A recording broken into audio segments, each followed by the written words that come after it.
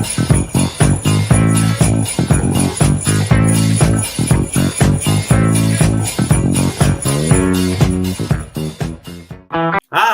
works. Well, that'll do. Good evening, everyone, and welcome to the Absolute Football Show, Absolute WSL. As you can tell, I am not Freya, I'm Ant, and I'm here hosting for some bizarre reason. They've chosen me. So everything can and probably will go wrong tonight. But the reason why I am here and why everyone in the comments is going, "Where's Freya? Where's Freya?" We can announce that Freya is not here tonight because we have the lovely news to announce that Freya's wife, Georgie, has given birth today to a beautiful baby girl. So that is the reason why Freya's not here. I just want to, from everyone from Absolute Football, want to wish Georgie and the newborn well. And Freya, good luck trying to get to sleep in the next 9 months because it is impossible. But massive congratulations from everyone. I'm sure everyone that's in the chat will want to send some well wishes. So, yeah. And I 100% cannot do this on my own tonight. So we've brought along the Team Chaos's greatest, Paul. How is it going, my friend? How's your week been? Well, Frank Lampard won a game. So, the Sky Blues won their first game. So if you hear shouts about that, then that'll happen. If you see my eyes flick away, by the way, and you hear swearing, it's because of my football team. I'm wearing sky blue just to be in, just to comfort you. You know what I mean? I've got the little bit because with the eyeliner, I've got a little bit of sky blue. Oh, also Nancy has been quiet all day, so expect noise. Oh, lovely. She keeps herself for this. We'll talk about a lot of things that has happened in the WSL, the FA Cup, everything like that this week. And obviously there's been a managerial sacking, so can't wait to get involved in that. We've also got Danny Brothers, fresh from Northampton, winning on Monday. Danny, how's it going, man? Hello. Oh, good. Thank you. I did the typical Team Chaos. I haven't even seen you yet. I just jumped on, and then suddenly it was the opening credits came up. So I was like, I'm here. Yes, hello. Do you know what I've just realised as well, right? Every time on the Thursday show, on a Wednesday show, I do a little jiggle and a little dance and all that, and I didn't realise at the bottom that the host can see everybody. So I'm now completely embarrassed with some of the dances I've done over the last year. I didn't know that either. Charlotte never once said anything about this, so that's all right. Oh, no, all good. Yeah, big win on Monday, but big win for our women's team as well, who were top of the league. First v second it was on Sunday, so big win for them. So happy times around. Excellent. Good times are coming. And also, you may notice we do have a very, very, very special guest today. We have all the way from Australia, and it's 2:00 in the morning over there. So, I mean, that is just complete. I don't know if it's like craziness or anything like that, but it's typical Team Chaos. We've got YouTube sensation, TikTok sensation, Isha. Isha, how's it going? Hi, it's early, but I'm excited to be here. Thanks for having me. Is the sun rising yet? Or it's still dark?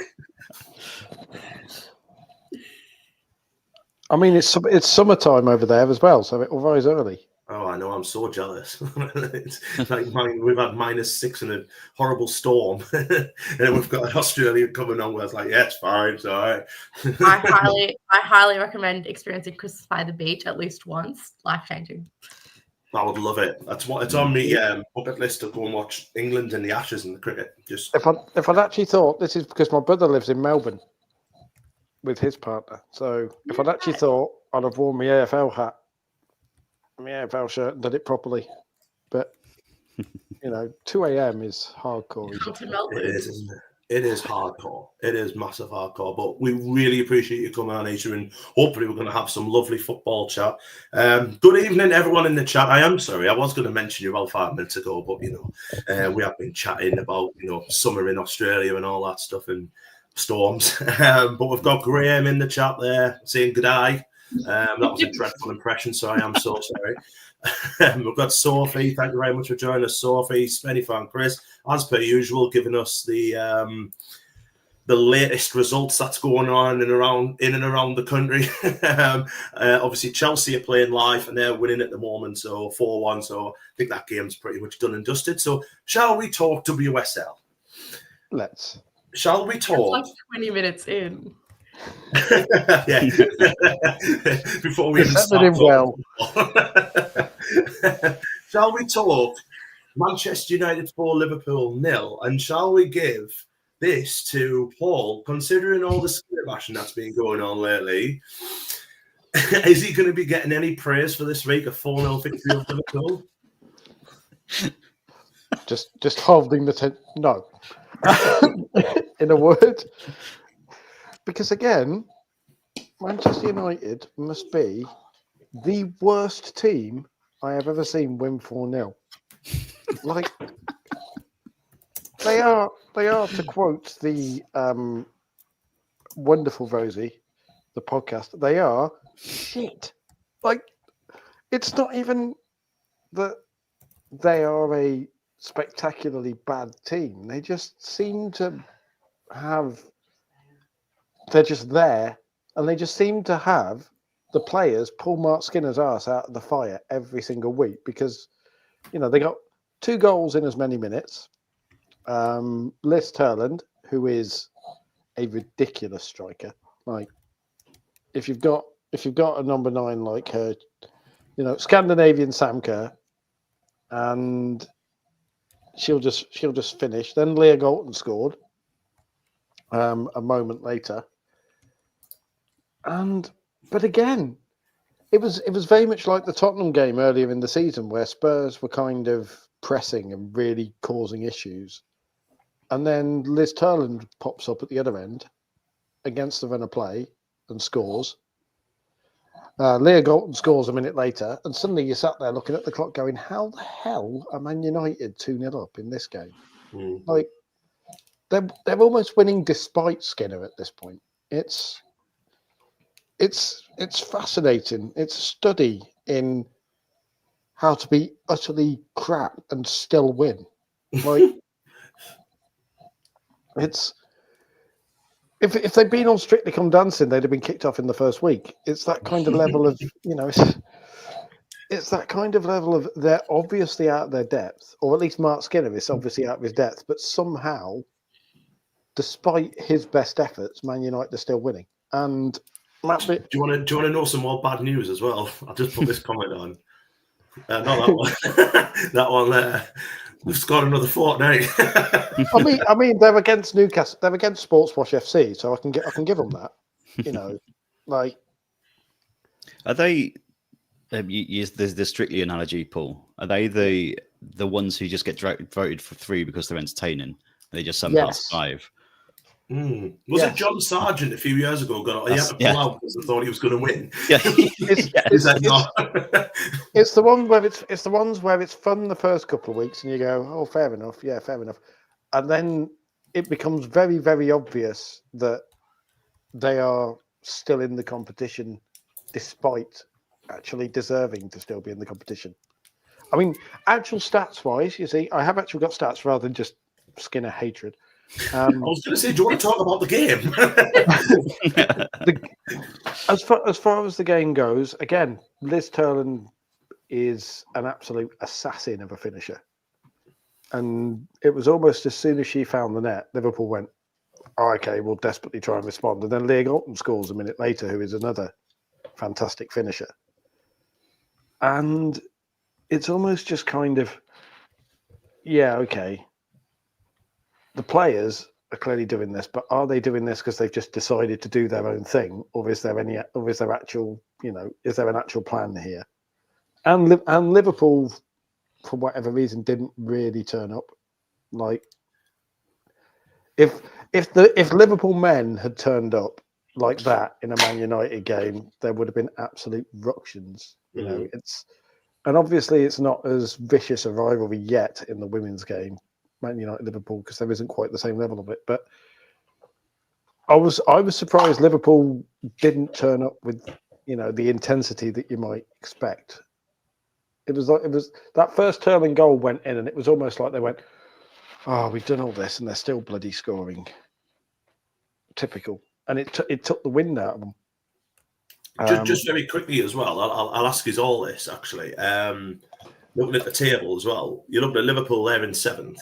And, obviously last year they did really well, didn't they? They got the double over United. And did they I think they finished above Man U last year in the table, didn't they? They were just below, weren't they? Or it was very close anyway. You can tell I don't watch WSL and I'm a championship man. But, 7th in the table, 9 points at 9 games. That's a poor return, isn't it, for what they were expecting this season? Oh, they're definitely underachieving. But it's a question of how and why they're underachieving, because perhaps they're not underachieving because Matt Beard is obviously crap. Like, they are just, for whatever reason, it isn't quite working the same way. And it's a fascinating study, because you'd have thought they'd have really pushed on, because they brought in some fantastic players like Olivia Smith, who started brilliantly. Now Mary Herbinger is injured. She's going to be a big loss for them. Yeah. And the question now, I suppose, is will they be looking over their shoulders down towards the bottom end of the table more than the top end after the break? Because, they're perhaps Matt Beard hasn't got quite enough stick, but I think he's earned kind of grace, if you like, with what he's done at Liverpool. And it will be a disappointing season for them if they don't get a run in the cups, I think, now, because they really want to have done far better than they have done. But again, they come up against a team who are doing all this in spite of their manager. And it was just a strange game. But like the stat I was going to come out with, it's really interesting, because they kept 8 clean sheets this season. But I do like my advanced stats, your fancy stats, all these XG and PS minus XG, T squared, and the kind of stuff, the really kind of arcane stuff. And there's basically a stat called PSXG, which is shots saved minus expected goals to try and work. And basically, the higher the number, either the better the goalie is playing or the luckier they are. And statistically, Man United should have conceded 6 goals already this season than they have. If Fallon Tullis-Joyce had just been playing like an average WSL goalie, they'd have conceded more than a goal a game, or almost a goal a game more on average. And so that's where I start looking and thinking again. Mark Skinner's being bailed out by a goalie having an algebra season. Bailed out by algebra. What it sounds like. You've lost me, Paul. I have to say. But basically, I was like, what? That meme with all the things going around the heads, is it? Yeah, ignore all the letters and stuff. Basically, there is a measurement that works out based on the shots that a team faces, how likely they are to concede. Yeah. And there is another measurement that works out how well a goalie is playing by how likely an average goalie should be to save, a shot. And when you put those two stats together, the basic proof is that Fallon Tullis-Joyce is either incredibly lucky or she is playing at a level that is statistically unsustainable for the rest of the season. She's having a out of this world year, basically, at the moment. Who would have thought losing probably the best goalkeeper in the world would have improved the side, but never mind. Shall we move on to Man City? Because I watched this game and I thought it was excellent. And I thought City were outstanding, especially because another question I want to ask this one, because it's going to be, I think it'll separate the mood in the chat, I think. But watching City on Saturday, and I have only seen, Bunny Shaw play a select few times. As I said, my kind of knowledge comes from the Championship. But my word, what a footballer she is! What a goal scorer! I mean, she just dominated the game. But just her all round game was fantastic. City, as I said, she scored after the 2nd minute, scored again on the 29th. She could have probably had about 3 or 4 to herself. Jess Park gets in on the act. Mary Fowler, Pauline will be proud. But that was a great goal from her. But I want to mention Bunny Shaw, and we'll ask Isha this because obviously we brought Isha into Benny Sport yet. But Bunny Shaw, is she the best footballer in the world at the moment? You've just asked an Aussie if there's a striker better than Sam Kerr. No, I said footballer. Not striker. This is going to be fun. He's just still trying to work out who the hell Pauline Fowler is. And Strictly. Look, you'd find me very hard pressed to say that there's any striker or number 9 better than Sam Kerr for very obvious reasons. But I would say Bunny Shaw is undoubtedly up there. And definitely, I would say probably at this stage, it's between her and Iwa Payot for the number 1 striker in the world spot. I would say Lyon's had a good run with strikers, but some of their key players have been injured. And they really had to rotate in terms of where the goals are coming from. You have Horan, Chewinga, a few different players scoring that weren't scoring for them before, with Hegerberg and Lisson out. So for me, I think like Bunny Shaw is probably in this current stage the best number 9 in the world. Which City are outstanding? Man City. They were outstanding, Sean, on Saturday. I thought they were excellent. I think we've got a good title race this year as well, I must be honest. But yeah, I think at the moment, obviously we've got Sam Kerr to come back, haven't we? And hope. I think it was March, wasn't it, that they said that she's going to be due back. So that's going to be good. But that'll be. I'm interested because she's got this court case in February, and that's still very murky. I mean, did that really get reported in Australia? Like, is there? It was national news for a while.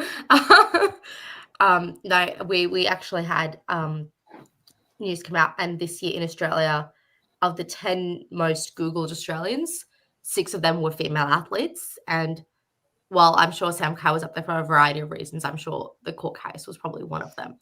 But that was actually quite impressive, considering that out of 10 most Googled Australians, 6 of them were just female athletes.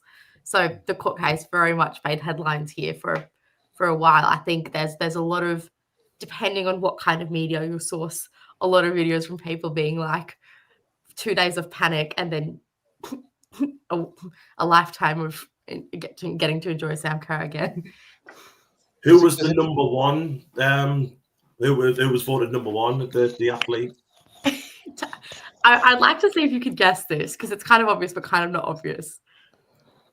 Well, I would have said Mitchell Stark, but no, it was the Olympic breakdancer Reagan. Of course, yes, yeah. So she was the most Googled for not being very good. The third most Googled Australian, but the highest female athlete on that list. The highest female athlete was Googled for not being very good.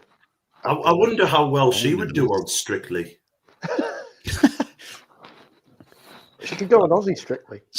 By the way, I found out the other day, and I wasn't watching at the time, that Judy Murray was on Strictly once. Was she? Yeah, apparently so. Okay, we need to explain this. Right, okay, so... So there's going to be a few of these, probably. There's a whole bunch of in-jokes. One of them is, for some reason, Andy Murray's mum is an in-joke on the podcast.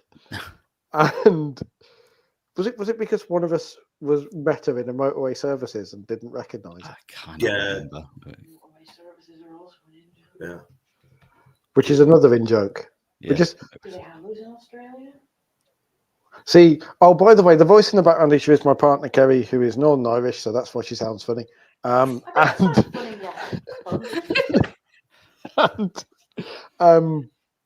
Yeah, she'll occasionally sit here and go things like, "Do they have motorway services in Australia?" The same way they do here. And I'm like, you might just be able to get your petrol in Australia and not have to go through fucking Waitrose and little shops. You know what I mean? None of this bollocks in Australia. You're just getting a crash course in English culture here. You're like, you get a crash course in how to swear well in English. British culture. The look I just got for English, not Northern Irish. I'm going to move us on. I want to talk about Spurs now. Yeah, quick. Talk football, quick. Unfortunately, Paul, we're back to you. Spurs 2, Everton 1. And Beth England back on the goal scoring run as well. That's good for her, and good for the national side if ever she gets back in, because now that she's scoring goals. it's good for Spurs, but again, you've got to feel sorry for Everton women because they, Beth England scoring twice. Second one was a penalty. First one was a classic Beth England goal, and then we got one that may need Danny's adjudication. Was it a thunder bastard? Oh, the Everton one. Sarah Hongard. Because I'm going to watch it just now. I'm going to rewatch it because I did think it at the time. I need to watch it to adjudicate it. So I'll just have a quick look in the background while you're talking, just to make the official judgment. Yeah, Danny is. I did think at the time. Yeah. Danny is our official adjudicator on Thunder Bastards. It was a great goal, to be fair. Either way, which are long range strikes. That's again another term.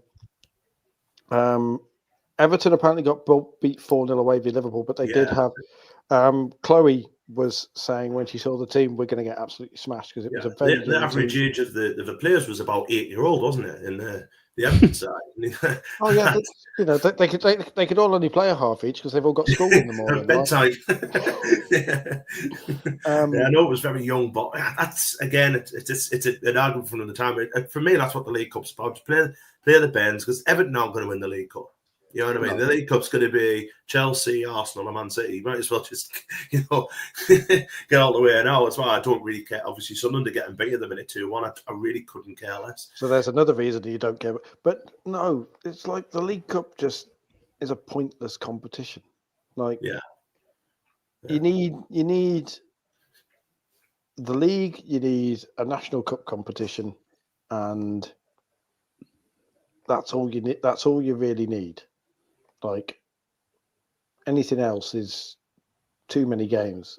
Plus, as well, these games that are League Cup could be added to a league calendar to expand the league. So you've got 14, 16 teams as well. So would you say in the future where there's like 14 teams in the WSL, they get rid of the League Cup? Well, please God, they should get rid of the League. I'll get rid of it. Because like they talk about things like travel, and I kind of get that because obviously we've got Zach, who's we're worldwide here because we've got from Australia to Arkansas, which is where Zach is, in the chat with the USL, and I kind of get the idea of complaining about travel and too many games if you're trying to travel across Australia or you're trying to travel across America to play teams. Like if you're in the A League and it's Perth versus Sydney, that's a 4 or 5 hour flight. That's ridiculous travel. But we're complaining. This will make you laugh, Isha. We're complaining this week because the FA Cup draw was this weekend, and Ant was reacting because Sunderland have to play Exeter, which is 360 miles. And that's plane tickets already booked. Plane tickets. And that's probably one of the longest journeys you can have in the English league, isn't it? Really, Sunderland to Exeter. We could have got Yeovil or Torquay or something like somewhere really down, like which is Plymouth, probably down south. I mean, we've got Portsmouth at home on Sunday. That's a hell of a trip. That. I mean, obviously, I would imagine they're coming up on the Saturday, staying over and then going. But still, when you look at it, the game finishes at 4. By the time you get, your showers, this, that, and the other, you're back on the team bus probably 5 o'clock. That's a 7-hour drive. 1 a.m. Yeah. So you're getting 1:30. Bearing in mind Portsmouth aren't full time, so people's got to be up early for work or college or whatever. 7 a.m. It's weird, isn't it? So can you imagine that, like in the FA Cup or something, and it goes to extra time or something like that? I mean, what we really need, we need a team in Cornwall. We need a team in like Truro. Yes. Penzance to Newcastle. As long as we never get to play them, I'm fine. Lewis, what about Lewis? Is a long way. Oh, that's in Brighton, isn't it? So that's a good trip. That Isha's just sat there going, this is a day trip. This is like. Like Spenny Chris is just put there, Spenny Moore, which is in Durham, which is near where I live, got drawn away to Hampton and Richmond in the FA Trophy. That's a trip. That's a few. And I imagine Spenny Chris will be going to that. It's like, Okay. But it's just when you look at it, and there's farms in Australia bigger than that away trip. Right?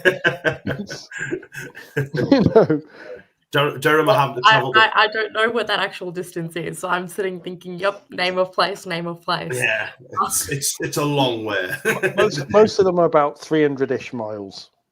The longest trip you can make, the longest sports trip I've ever made is Coventry to Dundee, which in a day, which is 600 odd miles. Oh yeah, the longest one staying within the British Isles. Then, How far is Sydney and Melbourne? you know that's probably not as far as Sydney to Melbourne. So you know that's 525 miles. yeah, it's about an 8-hour flight, not an 8-hour flight. It's about an 8-hour drive, but an hour flight. So yeah, that's about Sydney Melbourne. It's about like 8.5 hours by road. yeah. Which you know is a casual. It's a long way, isn't it? It's a long trip. Got the official judgment, by the way, Paul. I've just had another look. Does it count as one? TBAR has been looking. I've drawn the lines, and Thunder Bastard confirmed. Thunder Bastard confirmed. Yeah. Outside the area, hits the net, comes back out, crosses the 6-yard box because it was so powerful. So Thunder Bastard confirmed. Confirmed. Yeah. They're rarer than you think. Those. They are. You know, there's a lot. There's a lot.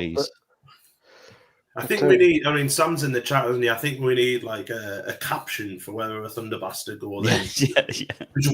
Thunder Bastard. Like word of the day. Just maybe a not thunder like, sound effect or something. Yeah, that you can just press. AC/DC or something. Thunder. Oh yes, for the metalhead. Yes, we'll have that. Shall we talk about? So I want to leave Arsenal and Villa till last because obviously we've got the managerial change at Aston Villa. We'll go Chelsea and Brighton. Obviously, Isha, you wanted to talk about this one. Chelsea still unbeaten this season, but Brighton, I think Brighton have had a really good season as well, and they took them all away. The kind of scoreline seemed to flatter Chelsea very slightly, but they just find ways of winning, don't they? Yeah, well, like Brighton, when they signed Dario Vidicic as their head coach at the start of the season, obviously he used to coach Melbourne City in the A-League, so I've seen him for a while before that. And like when that signing happened, I was like, this is really exciting for Brighton. Obviously, big loss for the league, but I was like, he's really good with that counter-attacking kind of style and that attacking style of football. And I wonder if he'd be able to do really well at Brighton, and has so far, which is quite impressive. So I think from the start, I kind of felt very positive about the Brighton team, and they've really done pretty well. Obviously, I think the two losses that they've had against both Arsenal and Chelsea, they've come from playing probably like that attacking kind of style of football against teams which are known for having clinical strikers and for having really good goal scorers. And we've talked about some since Renee Slager has come in, Arsenal have, I would say, become clinical in front of goal, which was the big thing that has been missing from them for the last, year and a half. Mm-hmm. So I think that it's only that kind of style of play that's really, I think, cost them so far. And I wonder if potentially against those two teams they had chosen to park the bus, if we would have had a different outcome. But then we also almost had a different outcome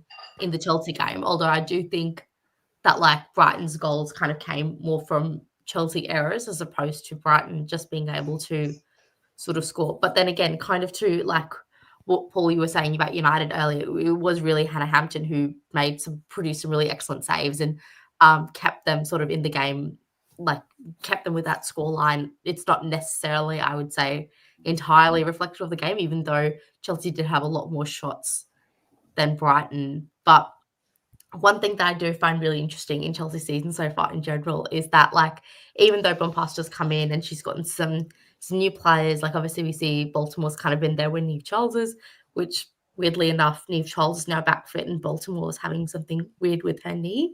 Not really sure what's happening there for Chelsea. Seem to be a team just with really unlucky knee injuries all throughout. But yeah, it's they seem to be playing that sort of same 4-3-3 that transitions into a 3-4-3 pronged attack that just seems to overwhelm defenses around the box. And I just find that really fascinating. That is something that's kind of stayed consistent between the two managers and worked out exceptionally well.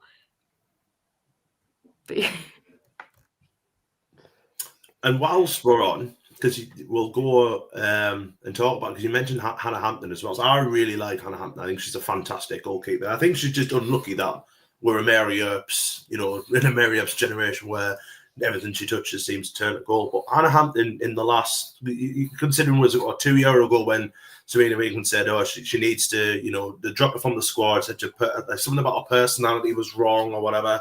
And then when she went to Chelsea, I don't think many people were expecting her to start every game. And she is. And she's making some cracking saves as well. I think she's a cracking goalkeeper. Yeah, I think when Hannah Hampton signed for Chelsea, I thought you have Anne-Catherine Berger, Zatra Musovic. Like, there's no way you're getting ahead of these goalkeepers. But she's somehow really done it.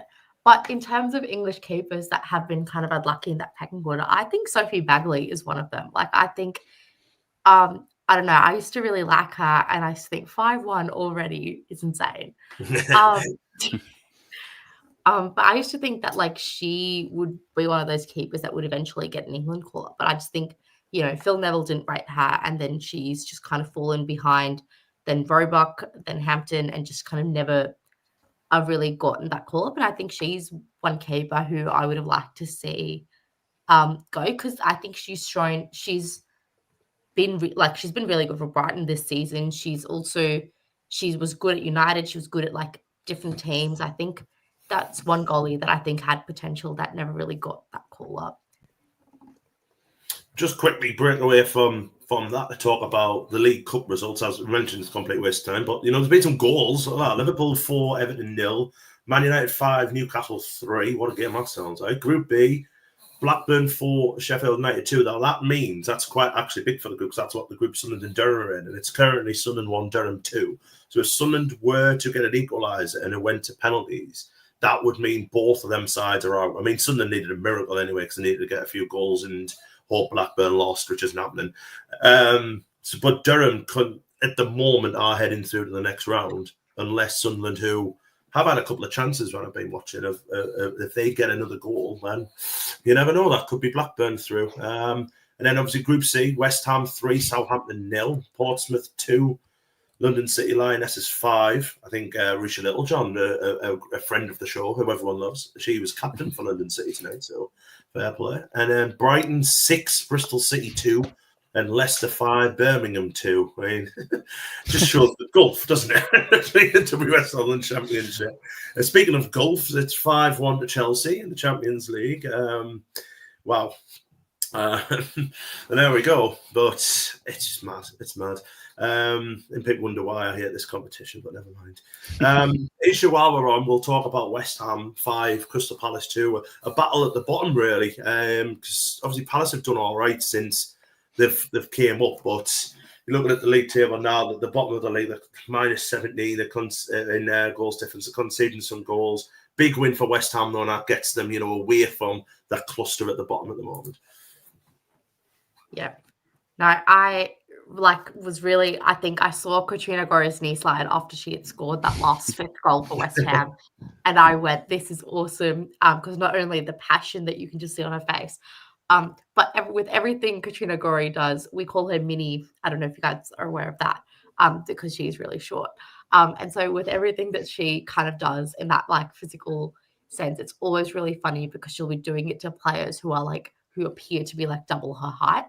And so like that passionate knee slide from her, I just thought that was magnificent. And I think that like it just really shows, I think, what getting the points to West Ham mean at the moment, because obviously this is only the second win they've had so far this season, which I don't know about you guys, but at the start of the season, if you had told me that West Ham would have more wins than Aston Villa, I would have said there's no way.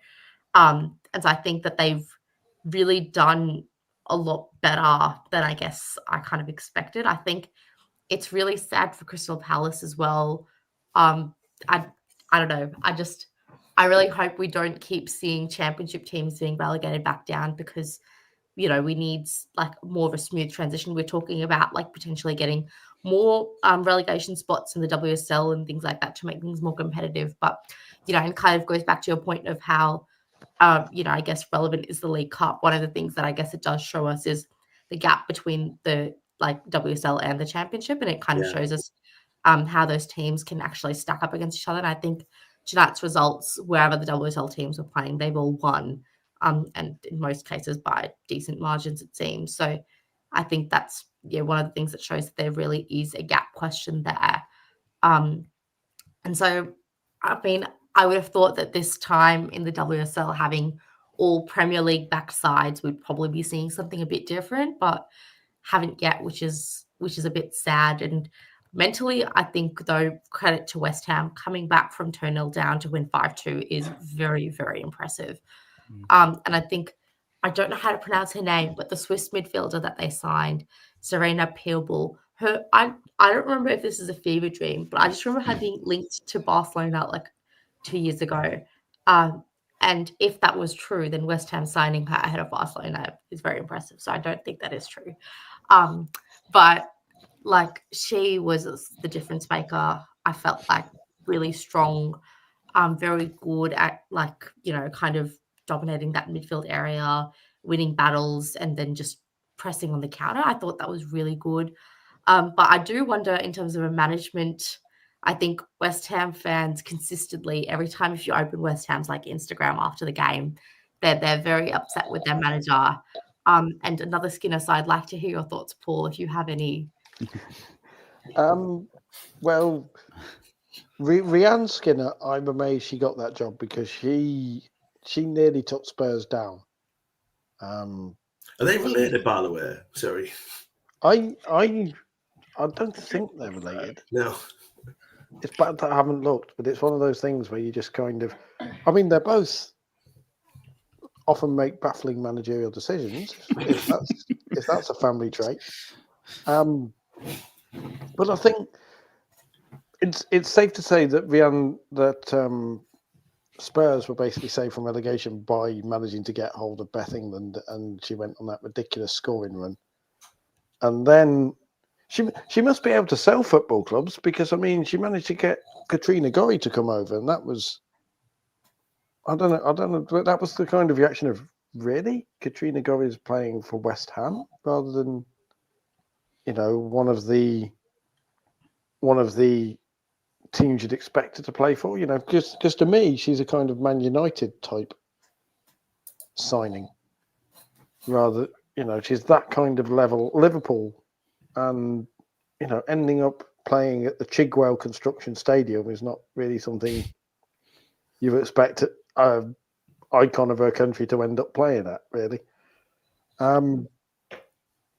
Well, in Gorey's interviews where she signed for West Ham, one of the things that she emphasised there was that it was that their support for her family that really made her sign. As a club, it just felt like it was a super welcoming environment for her with kids. And I'm not really sure what the situation is like at Man United or at Liverpool, but I'm not sure if any of the players are parents, because I know Hannah Blundell now is obviously expecting, but...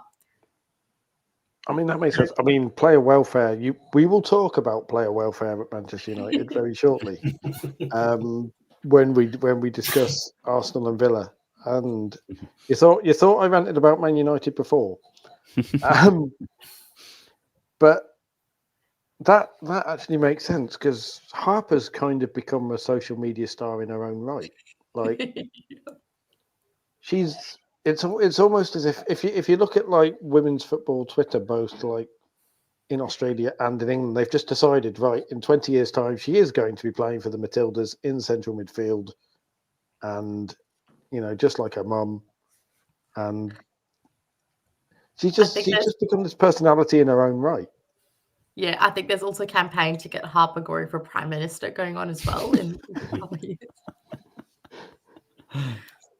Just see, this is the kind of thing, when you actually look into Aussie women's football fandom and you read some of it and you think WSL fandom is batshit committed. Just I can't remember what her name is, and it's really, really bad, but they basically decided that the Aussie football fans that this season, there's Tori, and it begins with T, and I cannot think of her second name. and it sounds really, really bad, and I should have done more research, and I'm going to go and look it up. Thunder bastard. Imagine Tory Thunder Bastard. Tory Thunder bastard. We'll go saying on Thunder Bastard in an Aussie accent, though. It just sounds like. Or it would do if you could do an Aussie accent. I'm not going to try and do an Aussie. I'm not going to even try it. You know, just Wait, what are you talking about? I'm so curious. I've not heard of this. you've not heard of the word Thunder Bastard? No. A Thunder Bastard is a very particular type of goal, and it must be an English term then. Yeah, it's basically be, you yeah. score from about 25, 30 yards out, Yeah. smashed it in off the bar, or just basically a really tremendous strike. Yeah. I was Outside definitely referencing the Aussie fandom part of it, but thank you for that definition. But like, I can just, I don't know. It's almost like you look at West Ham and think Katrina Gorry deserves better than that. She's kind of single-handedly Just dragging making them Richie. relevant. Her and Rico Wecky and Viviana Say are kind of single-handedly making West Ham relevant, because, like, if you try and think and name West Ham players, if you take your average WSL fan and go, right, okay, name West Ham star players, most people will kind of go Katrina Gorry and 10 others, like, and that's bad. That's us watching them. Actually, yeah. As an example of a Thunder Bastard, Sam Kerr's lob of Mary Earps. Yeah. That's Yes, a Thunder yeah. Bastard. Sam Kerr's volley lob of Mary Earps. That's a Thunder Bastard. That counts as one. Just very quickly as well, some more full times. Palace 0, Tottenham 2, and Villa 4, Charlton 1. So a little bit of a respite as well for Villa. And Sunderland and Durham are in the 89th minute. But we have a free kick right on into the box, and Katie Kitchen is standing over it. So I'm expecting it to be 2-2 any minute now. But we'll see. Proud New Zealander as well.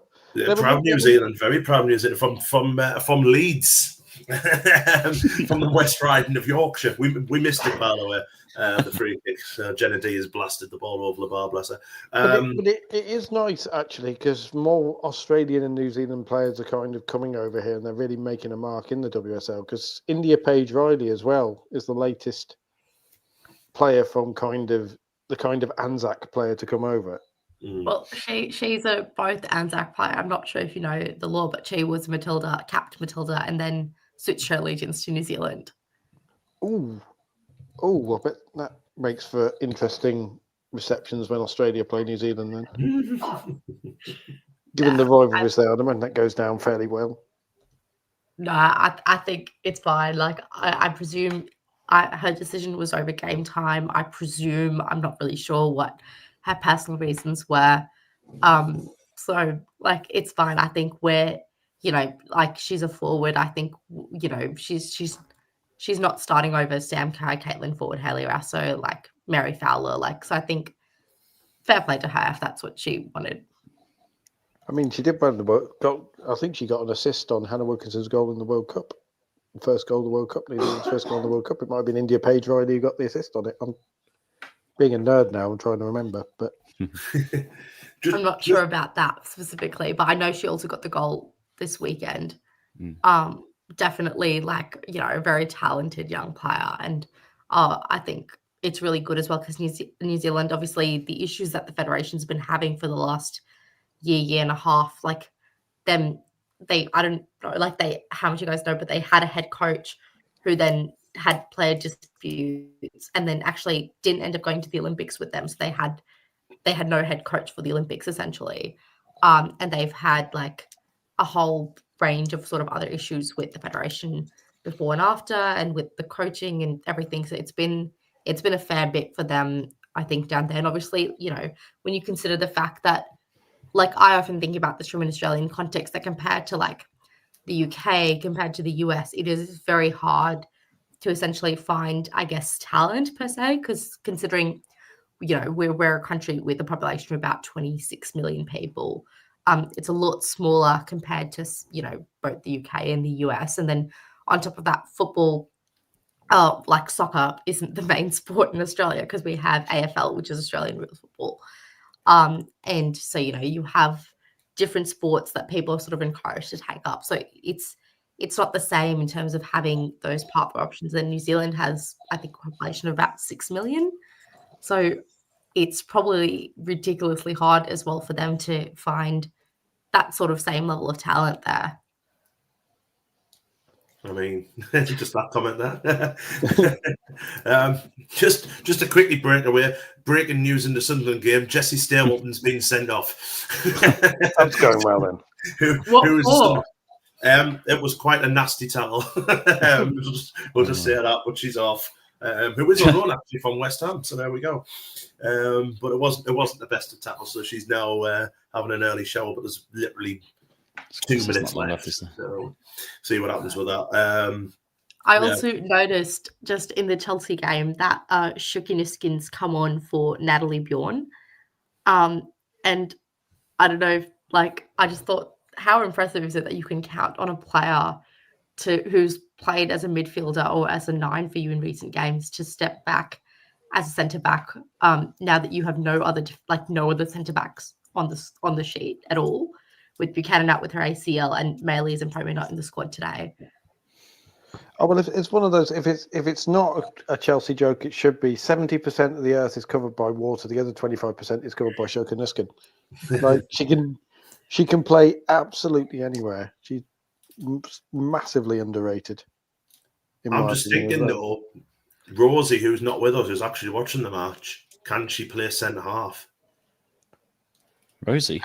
Can Rosie play centre half? Yeah, she definitely can. Yeah. There we go. She signed a contract, didn't she? We found a niche. We found a position. There we go.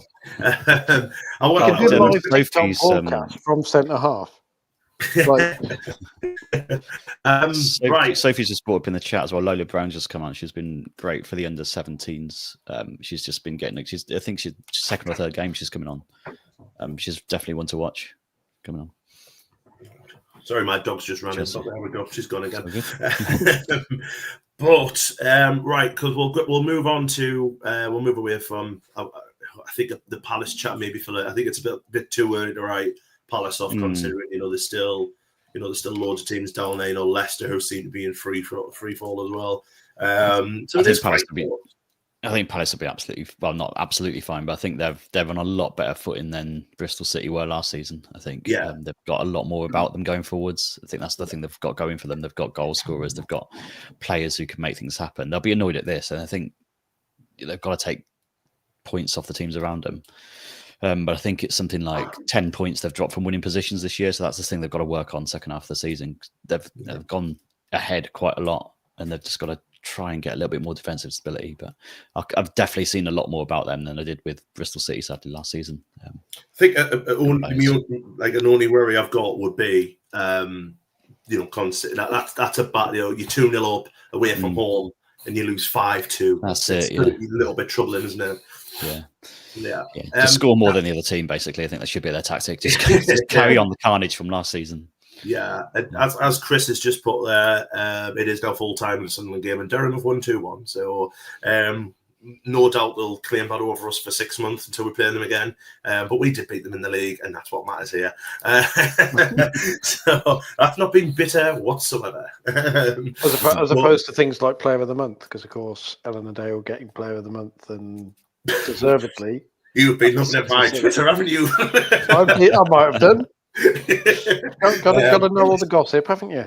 And I just like rubbing it in, to be totally honest with you. But Danny, obviously, we'll finish off with Arsenal 4, Aston Villa 0, which was we now know the final game for Robert DePaul. And I'm honest, I'm so tempted to start singing China in Your Hand. I know.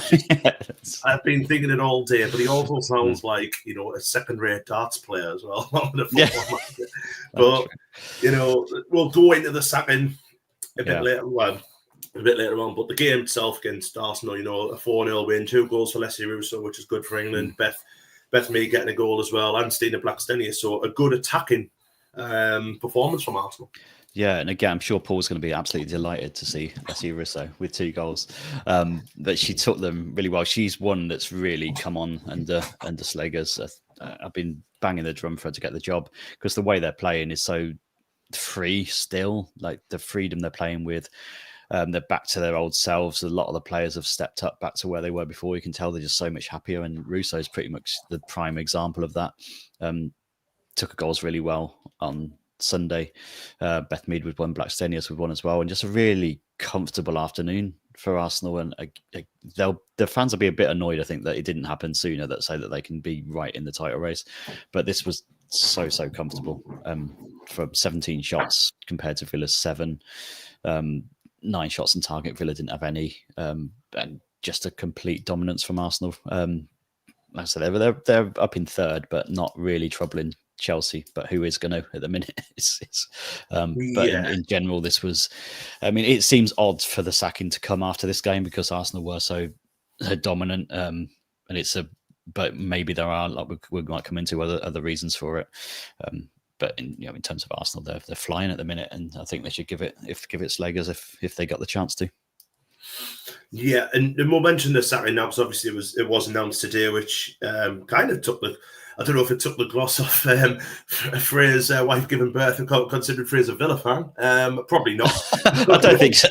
I think she'll be okay with it. So she'll be fine, won't she? Yeah, but I mean, Danny, I'll start with you. Is it a shock to you that they haven't given him long at all? They're the 6 points. 6 points from 9, -8 goal difference. Is it because it's so packed down the bottom that I think it may just be, one of them things where they're just gonna have to get rid of him because the players aren't playing for him or something? But a fair bit's come out in the press that was a bit of an angry relationship, should we say, between him and the players. Or is it a shock to you or not? Yeah, I mean, on a purely footballing sense, it's a little bit of a surprise still, just based, like I say, again, about losing to Arsenal 4-0. You don't really see that as a sackable offence as such. They've got West Ham at home next weekend as well, which you just look at it and you think, from a footballing side of things, you surely give them that game to try and get a result there. So that's why I think, what we're going to talk about in a bit coming out probably rings a bit more true, potentially, because they've not been at their best, and they've got some really good players. They've got a good squad of players there. They've just not been able to get going. But I just would have thought they would have given him, if it was anything else other than football, the West Ham game, because that West Ham at home, you'd think, look at it, you think they should get 3 points there. They've got Everton after that as well, I think. So yeah, just strange timing for me as well. But yeah. If I may, have you guys seen the new Guardian article that's just come out? The one that I was kind of referencing earlier. Yeah. So basically it suggests that it's come like the players had apparently spoken to the club about and raised internal concerns that he had spoken to players about their appearance in ways that made them uncomfortable, like allegedly and things like that. And apparently he then made a post on his LinkedIn after the sacking where he was like, that he was never there to win a popularity contest, and like he's there to make difficult decisions and unpopular choices and things like that. And I don't know what exactly is happening there, but yeah, like I agree. I think if it was just about the football, it wouldn't have come today. Especially which makes you believe the article a lot more, doesn't it? In some senses. Yeah.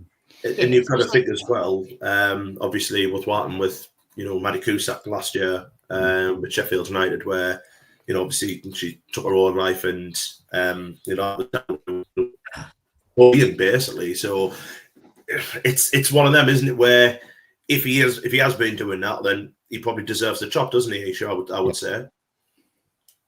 Yeah, well, like there has to be something big, because it's hours before the Charlton game as well. Like and the article says that they actually recalled him back from a training session midway, and presumably things would have had to have been going on for a while for something to come. And I think it's really good that we're seeing, I'm just thinking, like, when you think about the NWSL days that we've sort of gone through, where God knows what went sanctioned and unnoticed and without punishment, like to see, that like something like this is actually, things are being done about it. And I just think that that's amazing. And I think, kind of like what you were referencing, like we also had the Willie Kirk won at Leicester last season, where twice, I think, in one season or in a year, Leicester lost a manager who was allegedly having inappropriate relations with a player. Mm-hmm. And so, going from that to this, and I think it's really good that we're setting a certain standard of what's expected and what's not very strongly, which just we haven't seen in the women's game in the past. No, and to be fair, Paul, I know you've got a rant ready, so we'll give you the floor. But to be fair, as I mentioned before, with the Maddie Cusack thing last year now, wasn't it? It is good to see that some kind of responsibilities are getting kept about. You know what I mean? It's a start, yeah. But the thing that really annoys me is, even within the WSL at the moment, the very, very stark difference. And again, this is where we talk about Man United. Sorry, everybody. But obviously, the WSL has had a bit of sorry, West Brom have just scored again. So Oh no! Go Blues are now 2-0 down. Lamps out. Should never sack Robbins, but don't start us that, or we'll still be here when the sun does come up in Australia. That's for another day. That's for another day. Tomorrow night. As regards the thing that I think really leaves a bad taste in my mouth about this sacking isn't anything Villa have done, because obviously if concerns have been raised about the way Robert DePaul speaks to players and the players feeling comfortable around him, his position is untenable. And obviously Villa have acted upon that. The problem I have is that all of this has come out, and obviously all of the big journalists are talking about it, many of whom are strangely silent about the concerns that consistently get raised around some of the managers. Willie Kirk, for example, it was, people did kind of cover that story, but there wasn't really much discussion about it afterwards. There wasn't really much pushing afterwards. And certainly there was no mention of the fact that when Hannah Kane scored for Wales the other week, Willie Kirk was all over it on Twitter with, lovey-dovey posts and stuff, which is just, okay, you're two consenting adults, but read the room, Willie. You've been fired for having a relationship with, and what was considered an inappropriate work relationship with this girl, and you're absolutely plastering it all over the place. But also, we've had all the concerns over Sheffield United and Maddie Cusack, and this just reads a very uncomfortable echo of that case, because Jonathan Morgan was alleged to have made all sorts of comments about Maddie Cusack's appearance and Maddie Cusack's fitness, which played upon her mind. And then you've had numerous players from Manchester United coming out expressing mostly veiled criticism of how Mark Skinner's treated them. But you had Irene Guerrero come out earlier this month, basically saying, I was crying in the training room at training sessions because of the way I was treated at Manchester United. And that was a 9 days wonder, and then it just kind of disappeared. And then you've got Sky Sports going, oh, Mark Skinner's doing a great job at Man United. Here's all the stats showing otherwise, but Mark Skinner's doing a great job. You can't blame him for what's going on. And he just seems to have almost protectors in the media. And I kind of look at it and go, well, hold on. If Villa have seen this and have seen fit to sack their manager after 5 months, but Manchester United have had numerous players over his tenure come out and say that they didn't feel appreciated at Manchester United. And now it's come to the point where a World Cup winner is coming out saying, I was I was crying in the changing room because of the way the manager was treating me, and his response to that was horrific as well. By the way, it was just, oh well, as far as we know, we're doing a good job. You know, she could have come and talked to people. It's like, no, Mark, that's the problem. The fact that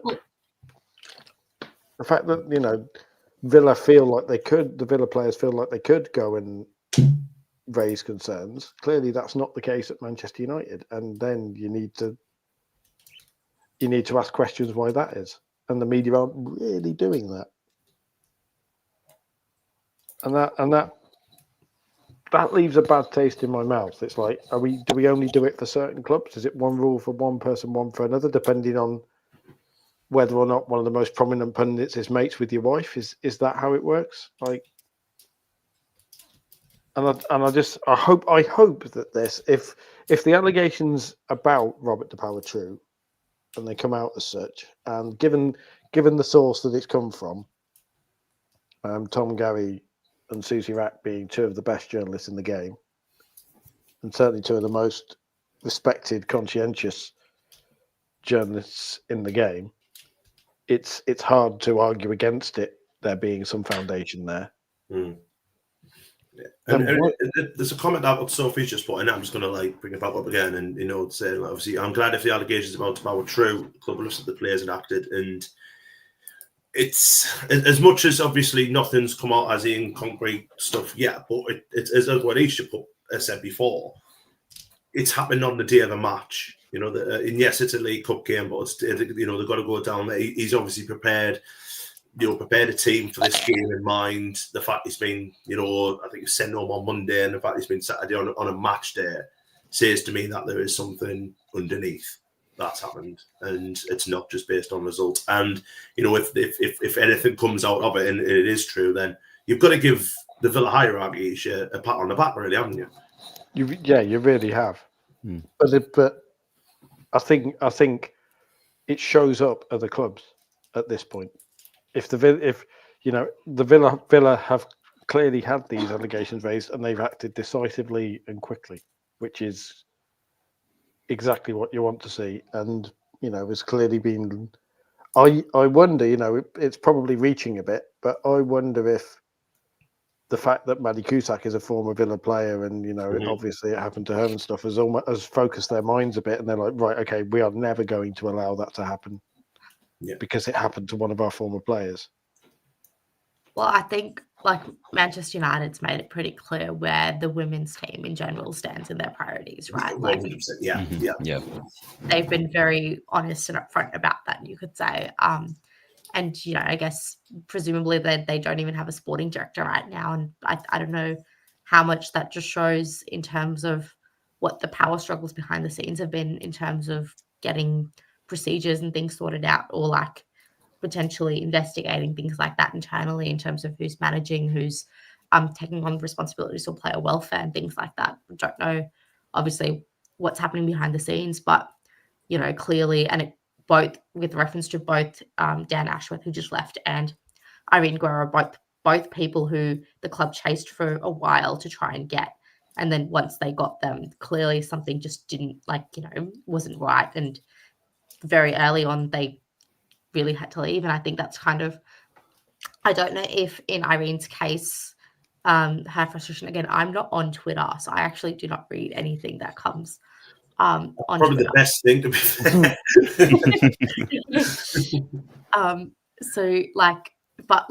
If her frustration was just relating to her not getting game time, because I have read that part of it, that she was talk about how she was hunted down specifically by Manchester United for a while, and then they just didn't play her. And I don't know if there was more than that, behind, maybe her just being made to feel less confident about her footballing abilities. I don't know if there was more of this other stuff going on behind the scenes. I'm not sure. Maybe there was, versus if it was just a football issue, because I think those are also different things as well. It's, I guess, probably just to, give United some slack potentially.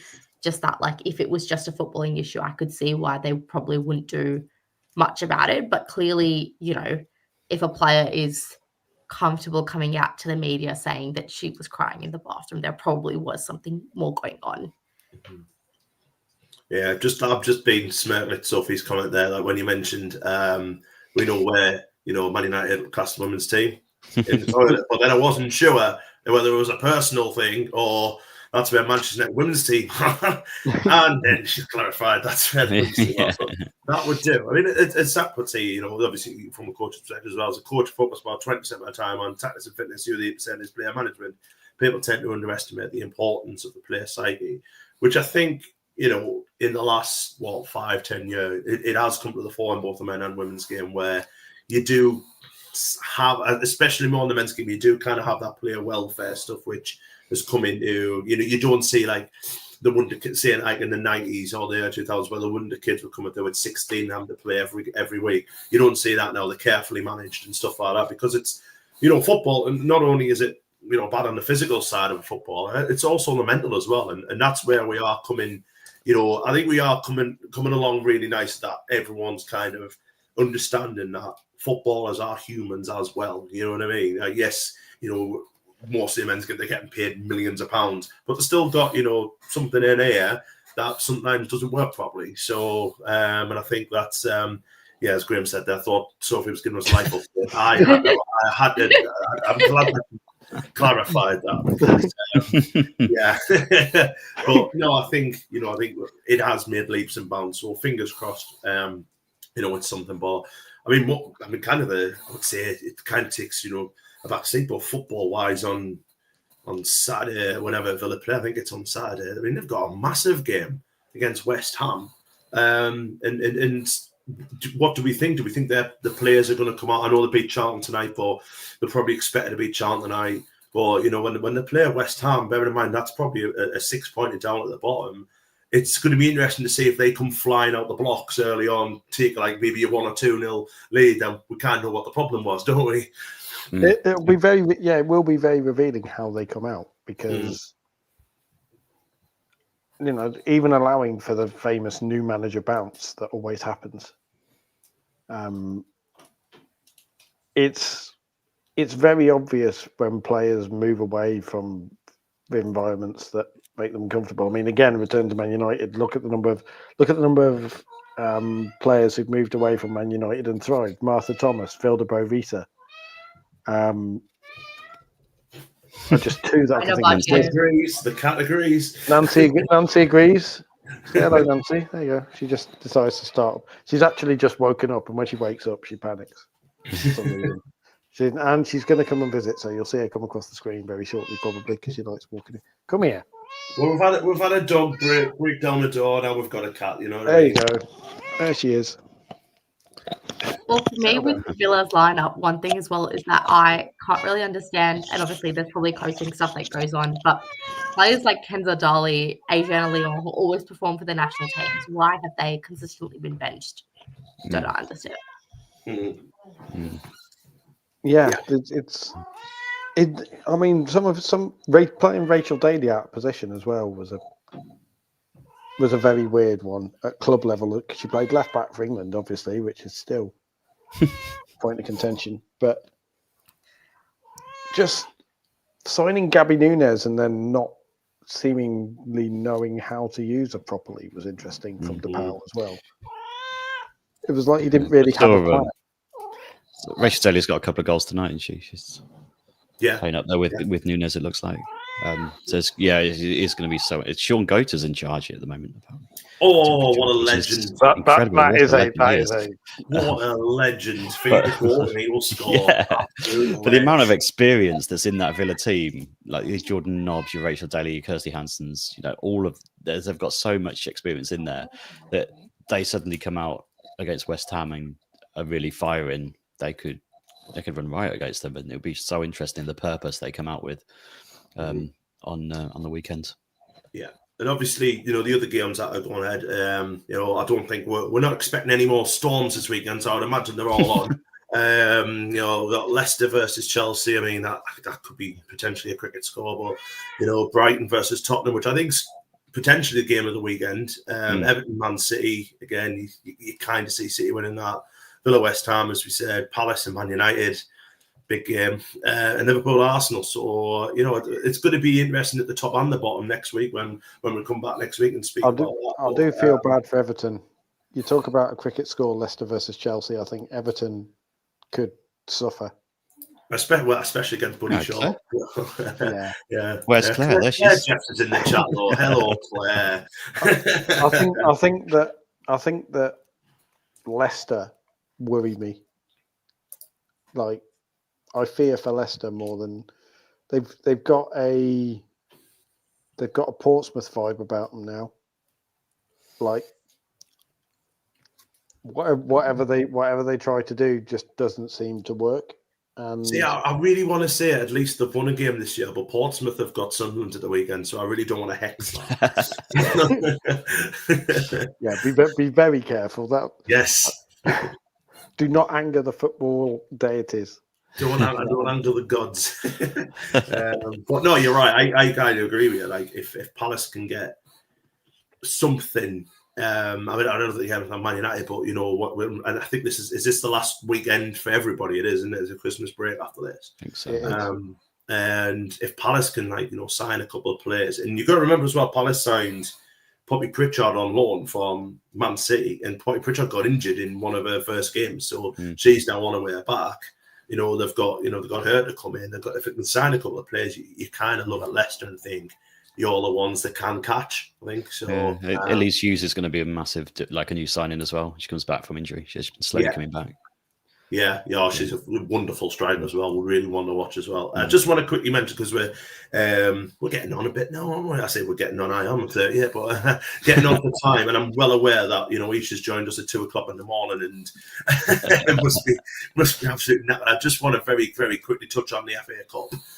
So obviously that was played over the weekend, and there wasn't any shocks really, in fact, at all. To be honest, which again we're on about, like the goals. I just think that the goals in majority of it. But I thought, even though Gwali United only conceding 4 on London City Lionesses is fair enough, but there was a hell of a game down at London Bees versus QPR. London Bees won 6-3. This was after extra time. So it was 3-3 at half time. You normally see, like extra times kind of, you might get the 1 goal, you might get, maybe 2 goals or whatever, but to score 3, fair play, you know what I mean? Because obviously you played in 90 minutes, it's quite difficult. I would imagine, the conditions with the wind and the rain was pretty bad. So, fair play. That sounded like an absolute cracking game. And obviously, just want to very quickly mention Sunderland beating Huddersfield 4-0. Pretty much a routine win for Sunderland. Good to see, the lasses keep a clean sheet. But, Amy Goddard got a first goal for the club, and, Amy Goddard, we all want Amy Goddard to score because she's just this big 6 foot tall centre-half and should score more goals than what she does. But she's had about 4 or 5, disallowed for offside. So great to see her get off the on the score sheet, sorry. And I just want to quickly point out that Huddersfield's goalkeeper, who was on loan for Manchester United, 17-year-old kid, was absolutely outstanding. And this is it could have been and should have been 8 or 9 if it wasn't for her. She was unbelievable. So that's a one to watch. She was outstanding. And even the draw, looking at the draw as well, I'll quickly dash to it. You got London Bees versus Rugby Borough, which is obviously the old Coventry City. Leicester City versus Stoke City. Big game that for Stoke, obviously. West Ham versus Liverpool, or Premier League tie, sorry. Arsenal versus Bristol City. Chelsea versus Charlton, so Graham will be over the moon with that one. As we mentioned before, Exeter City versus Sunderland, so a long trip for me. Cheltenham Town versus Wolverhampton Wanderers. Brighton and Hove Albion versus Durham, so a long trip for Durham. I hope we're not on the same bloody flight as the Durham fans. That's going to be fun. Newcastle versus Nottingham Forest or Burnley, which is... still fancy that. That's going to be a cracking tie, whoever they play there. It's Forest are on fire, aren't they? That's going to be a great tie. Kidderminster is or Blackburn versus Portsmouth. Man City versus Ipswich or AFC Bournemouth. Obviously, there was a few called off with the weather, so that's why I'm cracking through them. Villa versus Oxford or Bristol Rovers. Everton versus Spurs, again an all Premier League tie. Manchester versus West Brom. A draw for West Brom. Palace versus Sheffield United. And Fulham versus London City Lionesses. So there we are. That's the draw for the next round, which I don't know when the ties are on. I think it's the 10th and the 12th. 11th and 12th, I think. 12th of January. 12th of January, there we go. 12th of January. So I should have known that. Claire, what's a Sunderland? It is a division higher than a Stockport, so there we are. What's a Sunderland? So we'll leave that one there. And that's pretty much it from us this week. Do we have any other business? Do we have any more rants coming, Paul or Danny or Isha, or are we happy? I was going to ask Isha actually about the A-League women. Who are the players? Because obviously there's players starting to come over from the A-League now. So who should we be looking out for in the A-League as players who might make the jump to the WSL, or names to know? Okay. There's a few. I would say recently, I don't know how much but we just had 4 Matildas games down under, and the last 2 games, essentially what happened was most of the players that play in Europe sort of went back, and we had a lot of A-League women's youngsters come in. So I would say most of the players that played there really, really players to watch, because we won both of those games 3-0 and then 6-0. And the second game, it was 6-0, all 3 A-League goal scorers, all 6 different goal scorers, sorry. And I would say Tash Pryor, who plays for the Newcastle Jets, she's a defender. She just made her debut against the first game that we played against Chinese Taipei, scored in that one, and then scored in the second one. And her story is nothing short of incredible. She retired from football at the age of 18 or 21, very young, after a successive concussion after concussion. She would have really terrible concussions. She was, one of us, a fan watching the World Cup last year, really fell in love with it, was like, hey, I don't want to miss out on this. Started playing professionally with the A-League again, got called up to the Matildas, and was really one of those players that was really able to hold her own against other players. So I think I'd be very surprised if she wasn't signed to another team soon overseas. A very strong player. Yeah, that's the sad thing about loving the A-League. We lose a lot of our talent to overseas leagues all the time. But Leah Davidson as well. I would say for some reason the Melbourne City to overseas pipeline is very strong. Melbourne City women, Caitlin Torby in the last year, who's again become Matilda, now plays for San Diego Wave.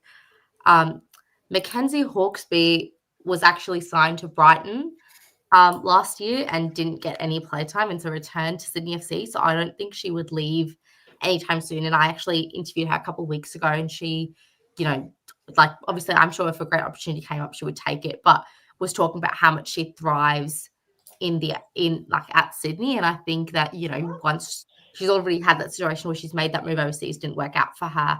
So I don't know if how soon after she would be ready to sort of take that plunge again. But then obviously, at Brighton, again, we do have Daria now, again, an Aussie manager who's very familiar with Hawkesby. So I don't know if that changes things. But yeah, there's, I'm trying to think as well. Zach mentions Alex Chidiac, and that's the name that I recognise from the World Cup. There was a lot of excitement around her, kind of on the fringes of the Matilda squad, as one of the next wave. Yeah, I would say Alex Chidiac's a good player as well. I think she might be benefiting a little bit from World Cup tax in terms of how good she actually is. But I think, again, a really strong player who could definitely, again, another player who made the move overseas, first signed for Racing de Louvre in the NWSL, didn't really, got sent on loan to Tigre in the Mexican League, and then didn't really get much playing time, which cost her national team spot. So she made the move back to the A-League. I would say, I think, in terms of midfielders, for me personally, I think Hawkesby probably fills in a few players, I think, fill in a bit more of sort of the gap we need a bit more. But Chidiac, I think, is a really good long-term replacement for Katrina Gore, potentially, just in terms of the amount of energy that she brings on the pitch, and her ability to sort of run up and down and make those tackles. But yeah, again, I think a good player for sure. I'm trying to think. Where's the There's- next Sam Kerr coming from? That's what the entire country wants to know. And I think we really struggled with that, which is really sad because we really need, obviously we love Sam, and Sam said she wants to play for a few more years, so which is amazing. But Holly McNamara, who again, another Melbourne City player, she has probably one of the worst lucks in the entirety of history. Again, was on track, one of the young players that was on track to become a regular part of the Matilda squad, tore her ACL for the second time in her career. Last year, she got her call up again to the Matilda squad. She was on fire. I think she had like 7 goals in 6 games or something like that. Isn't that supposed to be Mary Fowler? Yeah, Mary Fowler, I think for me, operates a lot better as a number 10 than as a 9. I think she's a really good visionary player, like very good with playing the ball. Again, also a player who's good at scoring goals, but I think she works out there, and she's really thrived in kind of that wing position for Manchester City this season. So I don't know if you necessarily move her back into the 9, but if need comes. But Holly McNamara, then at the end, she got the call up to the Matilda squad. Next day, scored the game-winning goal as a brace. A minute after scoring the game-winning goal, got stretched off and tore her ACL for that time. So she's currently rehabbing from that. But she's one of those players who I think each time she's come back from her ACL, she's been very strong. Yeah, Sian Freya is, I would say, a player who is probably definitely going to go overseas soon. Again, a very creative player, really good. Plays for Brisbane Roar, who are essentially top of the table. They lost this week, but they were without all their Matildas. So I feel like that's a bit unfair. But a really, really good creative player who is, really good at, like, I think, getting into spaces, winning 1v1s. And I'd be really surprised if she didn't move overseas soon. Fun fact, she and her twin now both play for the same club. Oh, that'd be good. That's all right. Are they identical twins as well? Like, so they can blame it on me. see if they don't want to see if a twin sister isn't as good or something. Just send her instead and keep I'm pretty sure they're not identical. Oh, but that would be something. That's a shame. There is the worry in the A-League as well, because Perth Glory apparently owe a lot of money. See, I've been looking up and researching. You see, while we've been keeping an eye on things, because I've been trying to find that player, and it was one of those things where I couldn't find it. But I've seen a whole bunch of other things. But I just find it interesting that they're so, because it's the other side of the world from here. We don't really hear about Australia much, except at a World Cup, and it's like, and then you have Sam Kerr coming over here and absolutely destroying scoring records left, right, and centre, and then you think, right, okay, can Australia win a World Cup?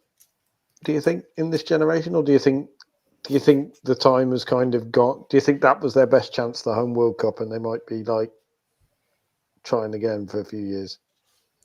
No, I think we can. Like, I definitely think that I'm not, again, on Twitter, but I know that a lot of us on Twitter are very passionate about it. And I do think that we did, I would say, punch above our weight with our 4th place World Cup finish in terms of, we beat France on penalties, a very strong team.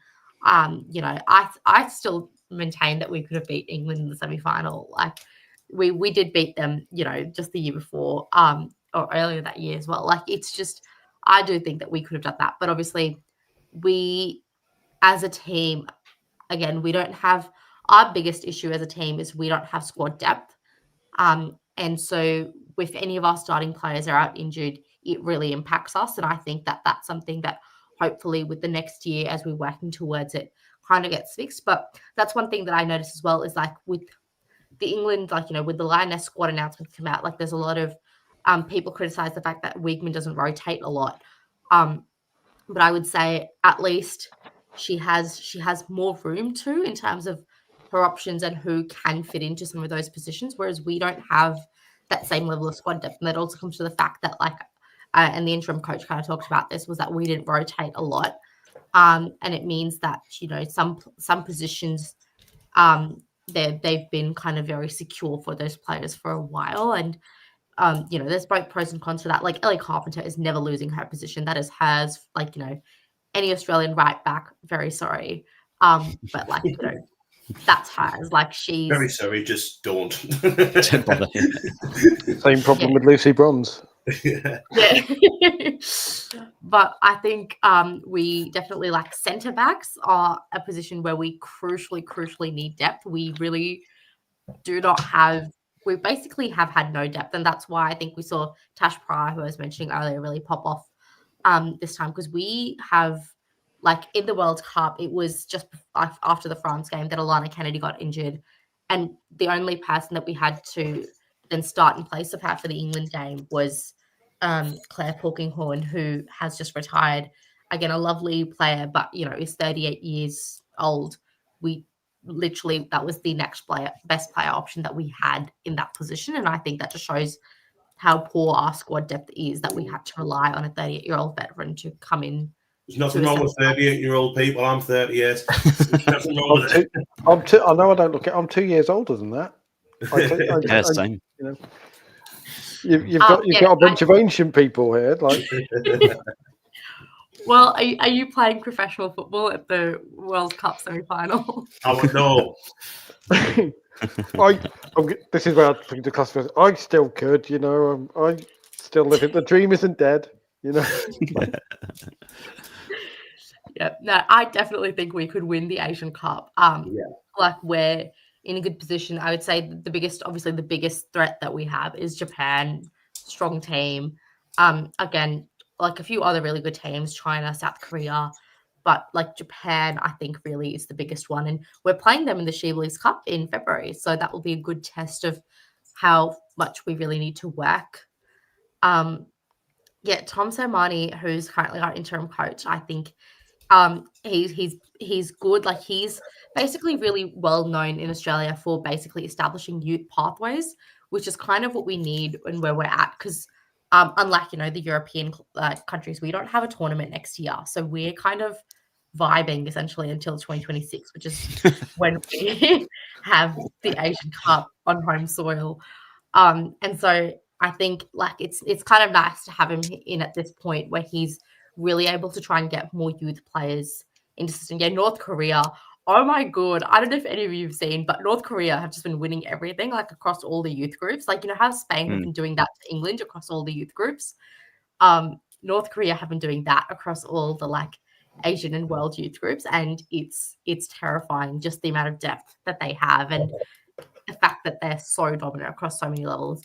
I would say North Korea and Japan would probably be our biggest threats as well. But Tom's really good with getting youth players into the system, and that's what we critically need at the moment. I don't think, well, he's already said he's not going to stay on as head coach, but I do think we need a different person as the ongoing head coach, someone with fresh perspective and, someone with new things. But I think he's really good to have in the interim. I don't know, and people can tell me their thoughts, but we're both like, it's been 4 months since we've lost Tony, like, as our head coach, and we have not had a new coach yet as a national team.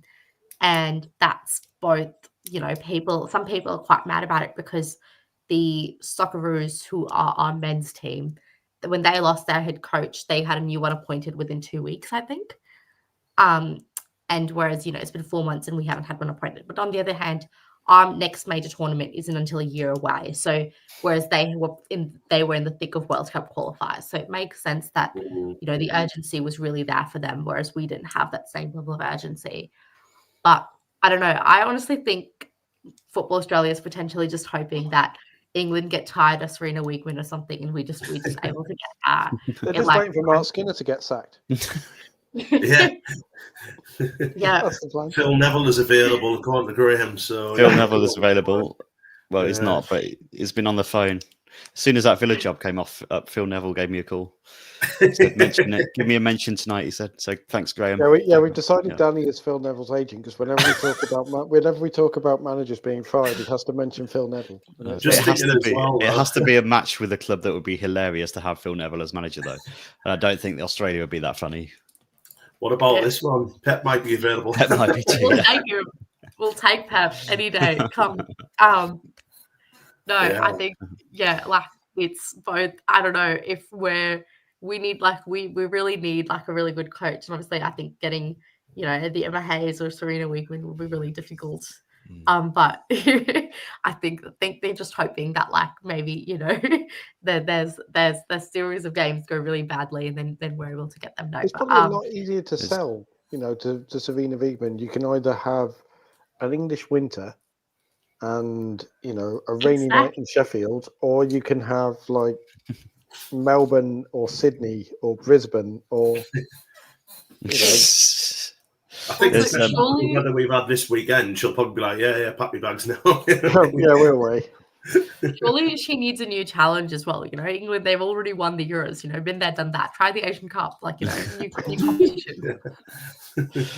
Just seen some breaking news on a coach as well, by the way. Another international coach. If you want some breaking news. Go on, yes, we always want breaking news, Danny. Yeah. Phil Neville was an international coach. He was, incredibly. The FAI have announced that they will not be offering Eileen Gleeson a new contract, so she's going to be leaving the Republic of Ireland. There we go. Say the recruitment process for a new. Yeah, they said the recruitment process for a new head coach will start immediately. Yeah, and I mean, I'm just expecting Phil Neville to call anytime soon. Just very brief on that as well. I'm not surprised after last week. She looked so. She was devastated, didn't she? Absolutely devastated, which is understandable. Yeah, and especially with, it was such a massive game against Wales. Wales, to be fair, though, Wales wrecked them, but you just saw right at the end, you thought that was going to be the end for us. So I'm surprised actually that's this long, but that could be the next Australian manager. You never know. But, if you are listening and you're a football manager or a coach, get your CVs into footballaustralia.com, if that's right. Get yours in, Zach. Go across the world from the USL to Australia. There you go. Or Pep, if you fancy a change. Someone in my DMs recommended Twyla Kilgore, who is the US assistant manager, and under them they won the Gold Cup, and they were unbeaten under her. And I was like, actually, I wouldn't mind that. She obviously only been an assistant coach, but she's worked both under Emma Hayes. She's obviously led them on her own as interim to the World Cup. And I think not a bad shout, honestly. I don't know if the FA would go for that, but seems like, probably a really nice person. Do you think they want an Australian coach? Maybe they go for Dario Vidosic. I mean, Ange Postecoglou might be free soon, the way he's managing Tottenham as well, if you really want a high-profile head coach. But I think they'd go for Ange if he became available, if Ange was interested. Although I don't know if he'd go from men's coaching, prem coaching money to women's coaching money. He strikes me as a very proud Australian, though. When you see him talking and mentioning it, and he talks about his dad watching him coach and all that sort of thing, you could probably sell it. You could probably sell the patriotic side of it. Go and win Australia a World Cup. Well, I know for a fact that I'm 99% sure we would have had Joe Montemero if he hadn't signed on to become Lyon head coach just before the start of the season. I was actually at an event earlier this year as well where he was asked by reporters if he would take the Matilda's coaching job if it became available. And he was like, basically his response was kind of like, with all respect to Tony, yes.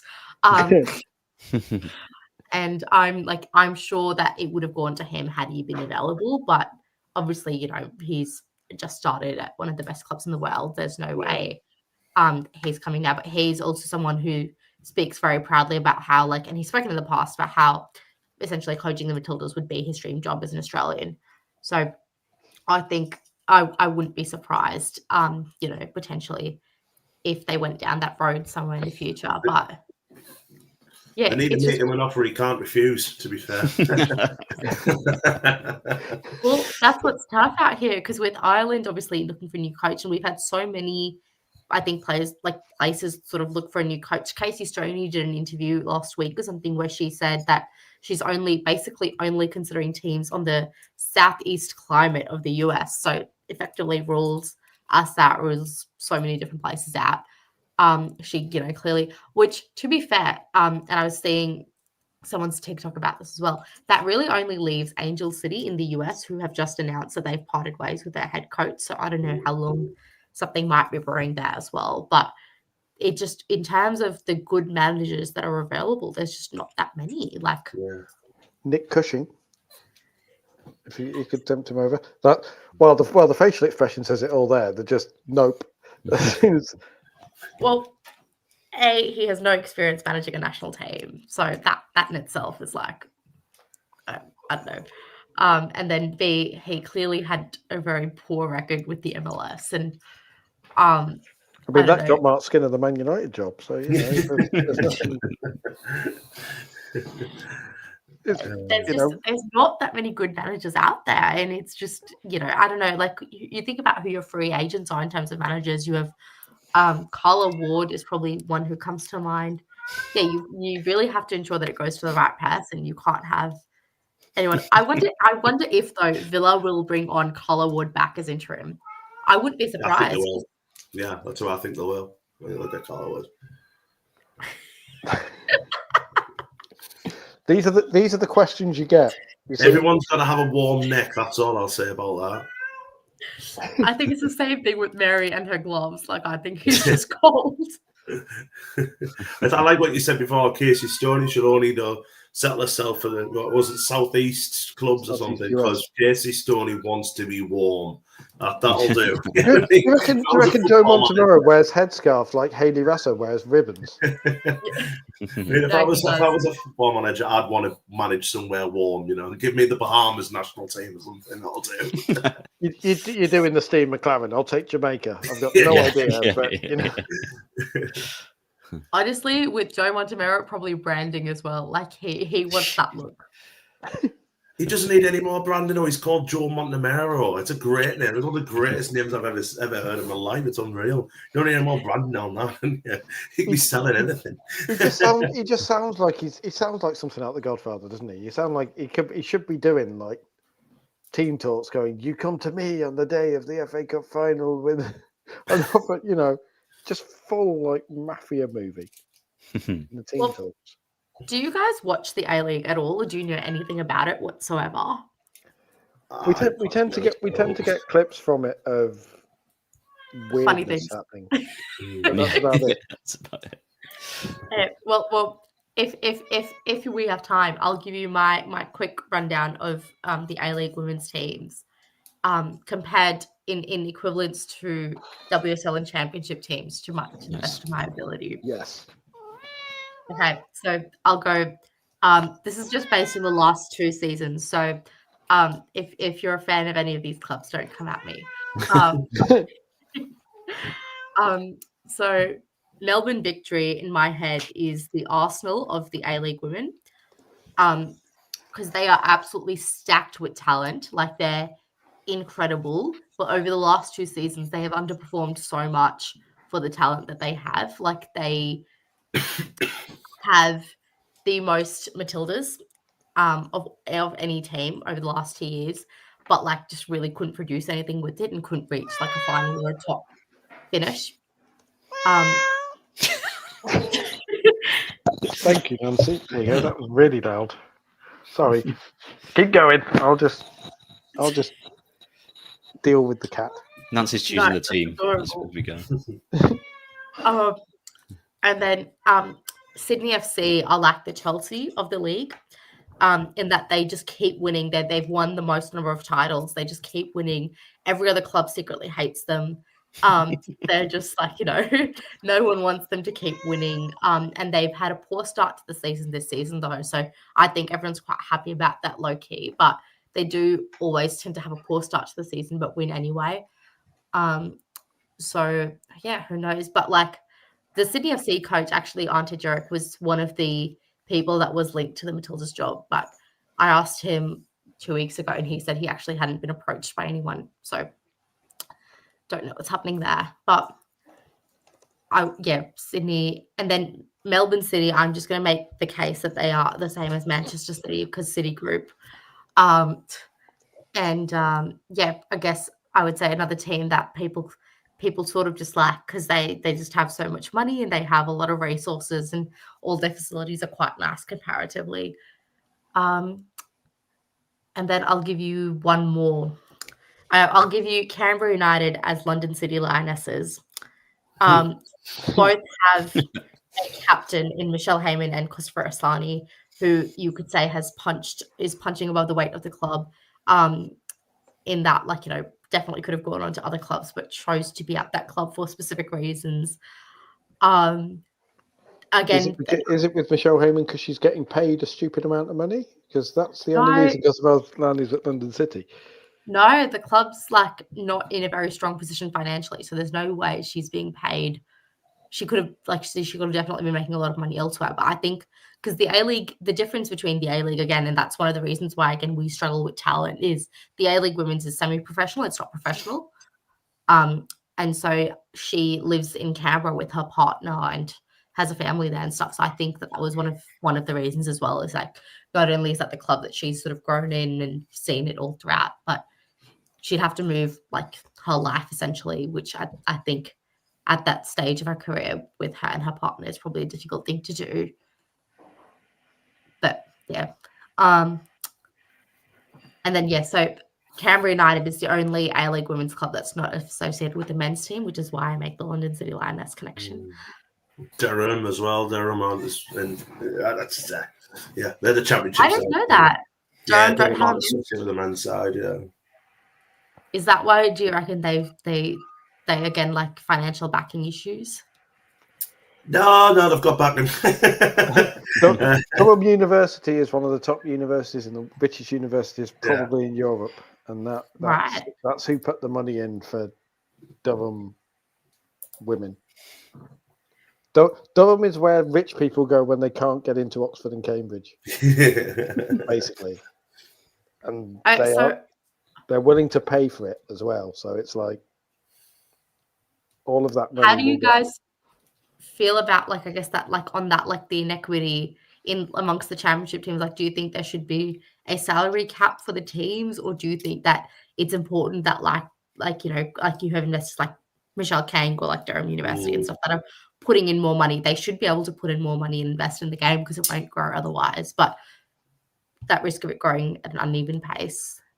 But yeah, I mean, for me, the bother is obviously because there's two teams in the championship who are just trying to buy their way out of it, where you've got a lot of sides who've built up a good side for years who are going to end up struggling because you've still obviously got the team whoever comes down from the WSL this year will be automatically stronger next year. But then you've got like I say, I mean, to be honest, the two sides who've got the money, London City and Newcastle, I don't think they'll go up this year. So then you've got them next year, plus a team that comes down, plus a possible good side that comes up, and it leaves the likes of your Southamptons, and I'll include Sunderland in that, to be honest. And it'll be what happens to the players that we've signed to think we can make a good crack at this. Sunderland had a really good chance last year. We're very unlucky. They were only they ended up finishing third, but they were a game away from taking the last game of the season. So it just makes me think that sometimes these players who will say, "Oh, I want to go somewhere else, like a London, like a Newcastle," they'll pay them more money, and then where does that leave you other clubs? You know what I mean? Like I mentioned Durham before. Durham in probably about 4 or 5 years' time, because the back line are all in the 30s, probably won't have a side.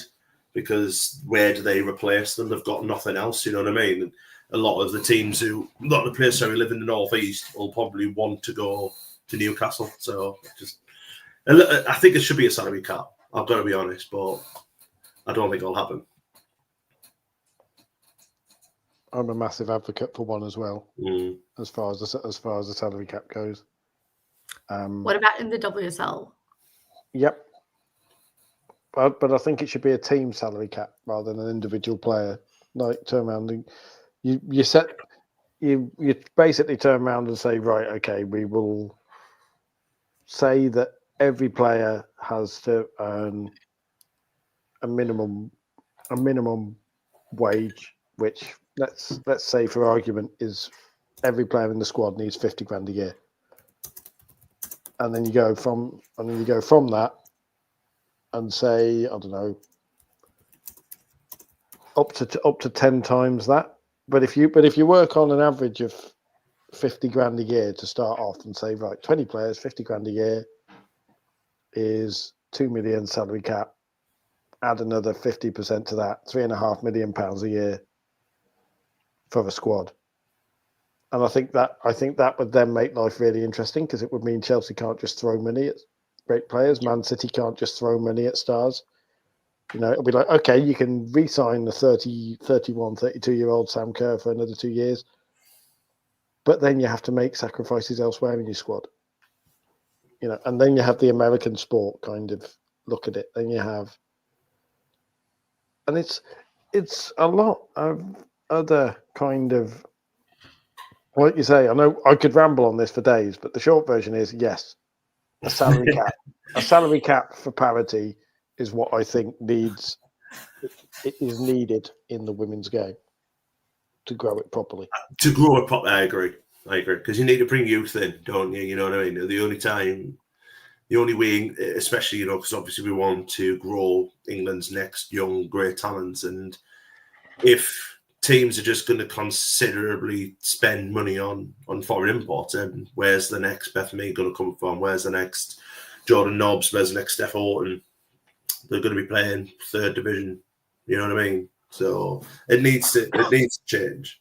And I always bring it back to the men's game. There's a reason why England haven't won anything since 1966, because the Premier League spends too much money on foreign players and don't develop the young British talent. Now, it may be changing now, because obviously they've got a plethora of good young talent, but that won nothing in the Euros. So, but yeah, I don't want the women's game to go that way, where we're spending too much bringing in the next, the good foreign players. I know it's good for the WSL, but we're looking at now the WSL's a 3-team league, which it is what it is. We're looking at the table now. Arsenal, City, Chelsea, they're realistically the only 3 teams that are winning it. There are only 3 teams that are going to win the League Cup for me. So I think we need to get the rest to catch up. And I think the salary cap, to be honest, I think it's the only way forward. I've got to be honest. Yeah. Does the WSL have... Sorry, go ahead. That's one to discuss in the winter break. Yeah, definitely. Yeah. Does the WSL have international spots? Like, how the NWSL has you only have a certain number of international players on a team, and the A League does too. No. Basically. If a team wanted to sign the Matildas and have a starting lineup of just the Matildas, they could. I don't think the WSL has reached the point where they've had a starting lineup with no English players, but I think we must be close. There was one last year, West Ham, last season. Yeah. No, yeah, I remember that. I remember it made the news, didn't it? That they had a full team foreign players. Yeah. It's not something I want to see. It really isn't. But again, I think it's a very, very good conversation to have, as Paul said, probably in the winter break. But for tonight, I think we should knock it on the head. I think we've done really well, considering we've only talked about one league. We've lasted an hour and 50 minutes, which will do me. Will do me perfectly. But one of us has managed to do it in the very dead of night as well. Yeah, 2 a.m, which I'm sure is now 3:30, 4:45, or something. Are you going back to sleep now, Isha, or are you up for the day now? Probably will go back to sleep. I'm not working, so. Lion City. But just before we do, obviously. Yeah, that's it. Yeah, just before we obviously do let you go. Where can our supporters find you on social media? Where do you normally hang out? Sorry. I'd say just before we let you go, where can our supporters follow you? I know you said you weren't on Twitter, but you're on TikTok. Do you have a TikTok handle? If everyone would like to follow you on there. Yeah, no, I'm on both TikTok and Instagram and Facebook as well, if you're that way inclined, with the name Isha on the field. And I talk women's football from all the leagues around the world, so hit me up. That's it. There we go. And Paul, where can we find you, my friend? You can find me. I'm not going to try. I am going to try and point at it. I'm used the wrong hand. Yeah, you were wrong. Yeah. At Paul W Radio on Twitter and Blue Sky, and Instagram is Puktistic with an underscore because I made it back when I was talking about ice hockey a lot. So it's a bit older. Fair play. I still haven't got the Blue Sky yet. I haven't got TikTok, so I'm like if things just go over my head. I don't think I'll be on Blue Sky, to be honest. I thought someone wanted us to change internet provider when I first read it. So I'm like, no, I'm happy with what I've got. Danny, where can we find you? Am I right there? There you go. Yeah, that's right, At Danny Brothers on Twitter, and Blue Sky, and at Danny the Brothers on Instagram, if you would like to. And then if you would still, after an hour and 50 minutes of hearing me talk, like to follow me, I am at ant_Watterson on Twitter. You can also follow the How We Are the Lasses podcast, which is the only fan-dedicated podcast to Southern women. That is at How We Are Pod. Also, our podcasts are now available on Spotify at How We Are the Lasses, which features a recent interview that I sat down with Sunderland captain Tash Fenton. So if that's your bag, give that a listen. I've really enjoyed it. So there we are. Fenton. Sorry, Huh? I was just saying Fenton. Fenton. Yeah. We're a flag. Actually, we've got a flag made out of that with an idea. It's amazing. So, yeah. but yeah, if you want to listen to that. But the most important thing is making sure that you follow the Absolute Football Podcast. Obviously, we are on a Monday, a Wednesday, and a Thursday. The Premier League is on a Monday. Obviously, the Women's Football Podcast is on a Wednesday, and tomorrow you can follow, I would say, Shah and everyone, but Shah's actually having a week off. We've got the lovely Sam tomorrow. That's the Absolute Lower League. That's 8:30, Monday, Wednesday, and Thursday. And I'm going to take a very, very deep breath here and try and get all of these tags out. Because I've never envied any of the hosts doing it. So on Twitter, we are at Absolute Ball Pod. On YouTube, Absolute Football Podcast. On Twitch, Absolute Football Podcast. On what's that? That's Instagram. No, that's TikTok. That's it. TikTok, Absolute man. Football Pod. On Instagram, it is Absolute Football Podcast _ is that Twitter? That's Blue Sky. Isn't it? That's Blue Sky. Blue Sky. Oh, there we go. That's it. Absolute Football. And on Facebook is the Absolute Football Podcast. We've got rid of threads, I've noticed, on there. But yeah, thank you very much to everyone in the chat. Thanks so much to obviously Paul and Danny, but Isha, especially you. Thank you so much for popping on and giving us an insight into the Australian, the A-League and everything like that. We've thoroughly enjoyed having you on, so thank you so much. Thank you so much for having me. I love this. You guys are all awesome. This was so much fun. You're welcome to come back anytime you want, don't worry. Below us in the chat as well, thank you so much. You all have a good week. Best luck to your football teams over the weekend. Best luck with Sunderland, obviously, against Portsmouth. We'll be back next week. You may have Freya back, you may have me. We're not sure yet. We'll see what's going on. But you all look after yourself. Take care and good night. Ciao.